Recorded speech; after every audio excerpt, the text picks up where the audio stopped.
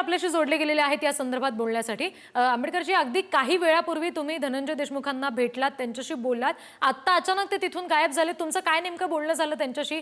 काय नेमकं आता सध्या याबाबत तुम्हाला वाटतंय?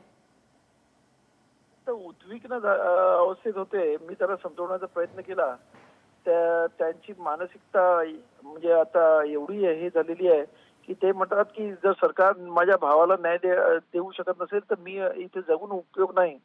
आणि त्यांचं काहीतरी टॉवरवरती जाऊन काहीतरी उडी मारण्याचा वगैरे प्रयत्न होता। पण मी सांगितलं त्यांना समजावून की बाबा जीव देणं हा काही याच्यावर उपाय असू शकत नाही। आपण सर्वांनी लोकशाही पद्धतीने न्याय मागण्यासाठी तुम्ही आंबेडकरी समाज तुमच्या बरोबर आहे, त्यामुळे काळजी करू नका। आपण तुमच्या बंधूंना न्याय दिल्याशिवाय ही चळवळ आपण थांबवणार नाही आहोत।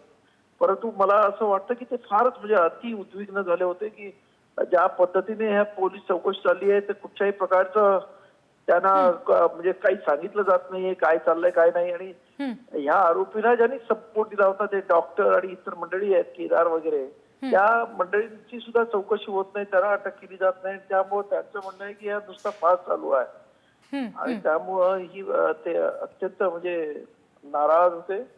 मी समजवण्याचा प्रयत्न केला। मी आता तिथून निघून गेलेलो आहे, औरंगाबादला मी चाललेलो आहे। मला आत्ताच कळलंय की ते फार म्हणजे तिथे ह्याच्यावरती गेले म्हणून असं मला कळलेलं आहे। जी, आंबेडकरजी, धन्यवाद ही प्रतिक्रिया आपण पुढारी न्यूजला दिली त्यासाठी।